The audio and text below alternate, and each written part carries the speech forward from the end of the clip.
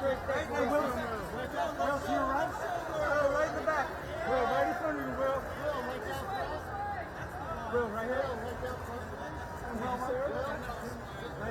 in the back. Right there. You know, it's I'm learning to pay attention to the right things, you know, and you know, life is gonna do what it do, you know, and there'll be some beautiful, glorious days, and it'll be balanced out with some of the other ones. And what I really learned in this process, and even in studying Richard Williams and the Williams family, it's like, just where are you keeping your attention? What are you focusing on from moment to moment? And for me, you know, my attention is fully and completely locked on honoring Venus and Serena and their family, and you know, winning or not winning, I'm not even taking my head there. I feel completely humbled and honored to be able to shine a light on their journey.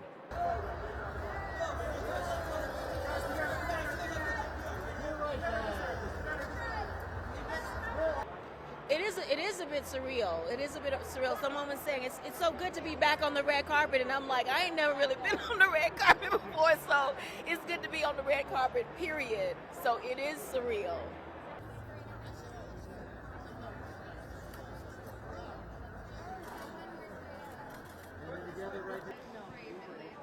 It's very hard to find the right context, particularly dressed up going to a party to talk about the terrible situation in Ukraine. And it's, of course, as a European, something that we are talking a lot about. So I don't want to try to say anything smart about it. All I can say is that I do believe that we still need art in terms of hardship, you know, in times of hardship.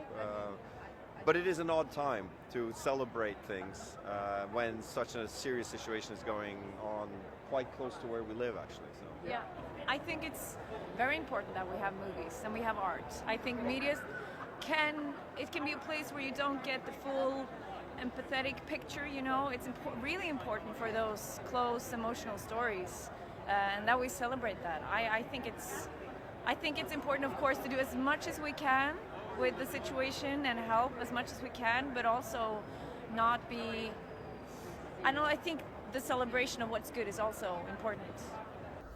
He's got a version.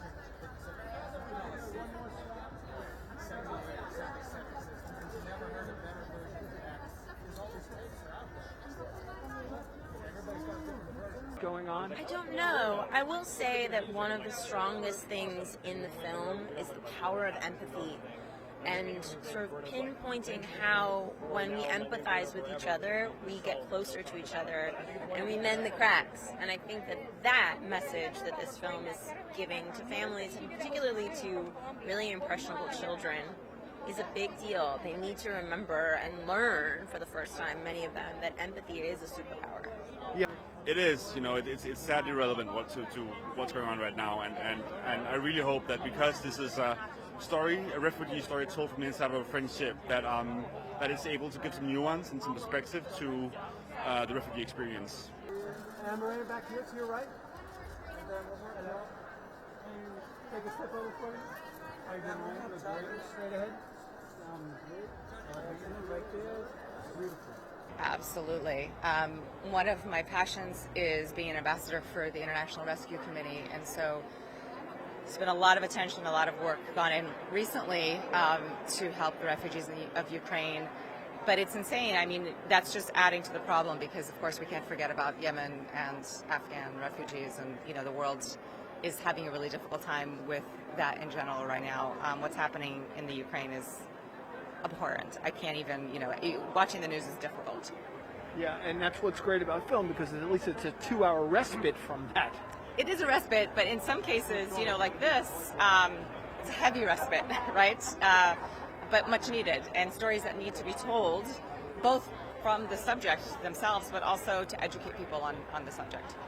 Yeah, it's not something that you set out to do, obviously. You set out with the best will in the world to make what you think is a beautiful script, to make it work and reach out to as many people as you can. And what has surprised us all has been how it's been received in such an extraordinary fashion all over the world. You know, a very simple, small story, but told truthfully and with humor and heart, and people are actually really, it's touching them in their core, and that's great. You know what?